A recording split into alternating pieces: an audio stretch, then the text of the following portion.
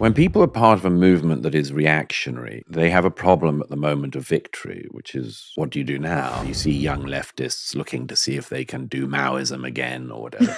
They're basically trying a Buchananite, Hallite right interpretation of the last century. I would love just your riff on the so-called woke right.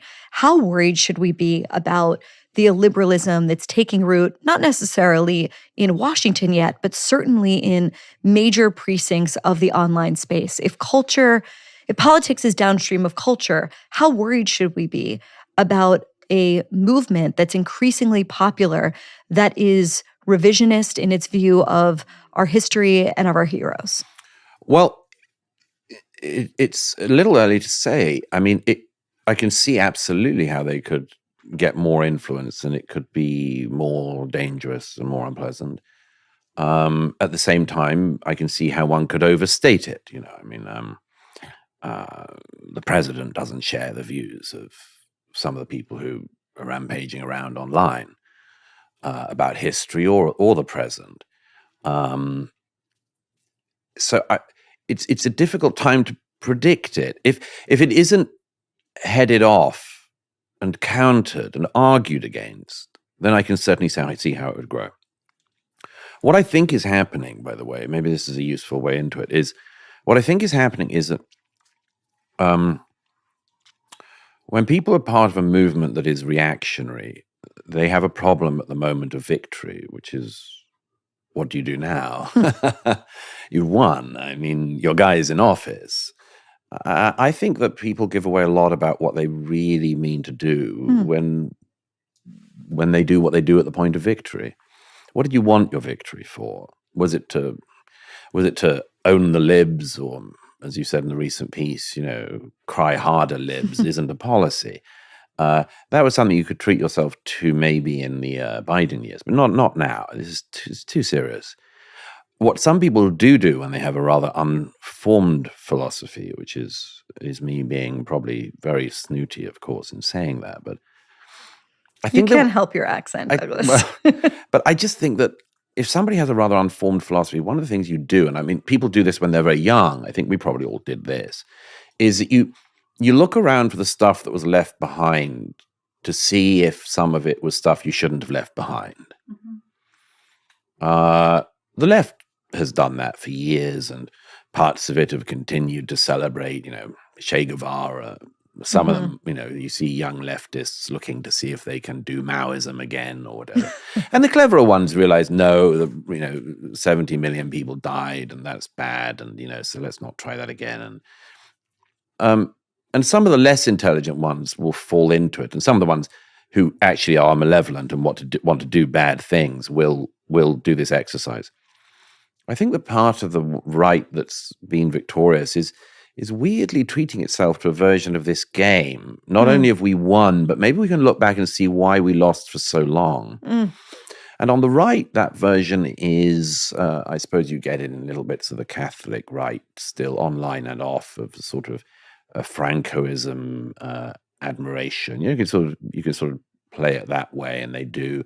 But others are clearly trying again, and this is an interesting explanation for this, because they're basically trying a Buchananite, Hallite right interpretation of the last century. Buchanan being Pat Buchanan, the isolationist. And there's a reason for that, which is that for all sorts of reasons we can both go into and know very well. Post-Iraq, post-Afghanistan, essentially the Republican Party lost an entire generation or two of foreign policy experts because they had been shown to be wrong, or wrong in part, or significantly wrong, or wildly wrong, evilly wrong, however you want to portray it. But by the time of the Trump era in 2015-16, nobody wanted to hear again from the old guard. Now, what that means is you have this huge gap in young people coming up because they don't want to hear from Dick Cheney. I mean, to put it at its most, they really don't want Dick Cheney to come out and tell them where they might be going wrong. And they wouldn't have wanted to have heard from Donald Rumsfeld when he was still alive, or from, any number of other people we could name. But that means that there's this vast land that needs to be grabbed, that people are wanting to grab. And one of the things they seem to be wanting to grab is, you see, go back earlier than that, go back before that. Why did we get involved in World War II? We, America. We got involved in World War II, and we shouldn't have done all this blood and treasure. And maybe we could have just allowed the Nazis and the Soviets to fight it out. The fascists and the communists could have fought it out. That's a sort of interesting, that's an interesting essay to ask a 17-year-old history student to do. But it's not serious politics. And it's certainly not a basis for a policy. Go back a bit earlier, and you get the people who are now the reason why you've got this weird online right-wing anti-Churchillism. I wrote about left-wing anti-Churchillism because the left always wants to attack Churchill because they want to destroy the heroes. They want to take out and deracinate the public square. Take out Jefferson, take out Lincoln, take out Churchill. The right has its own motivations. Now the right has an iteration of this. And the right's iteration of it now, I don't want to say all the right, we're talking about like inflection point people, really. Their aim is to say that it was Churchill who got America into the war, and Churchill who indeed got the world into the war.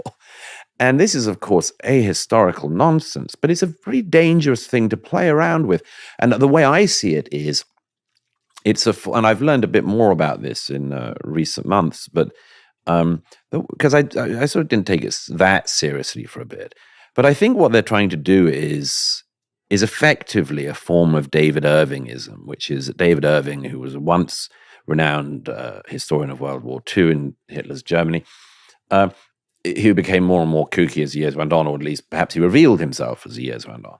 And he and others used to play this very dark game in the late 20th century, before it was effectively stopped in a courtroom when he was shown to be a Hitler apologist, was that they wanted to downplay the numbers of Jews killed in the Holocaust, up the number of people killed in, for instance, of the bombing of Dresden, find moral parity between the two, literally numbers parity, and then make the final move, which was actually the Nazis were better than the Allies.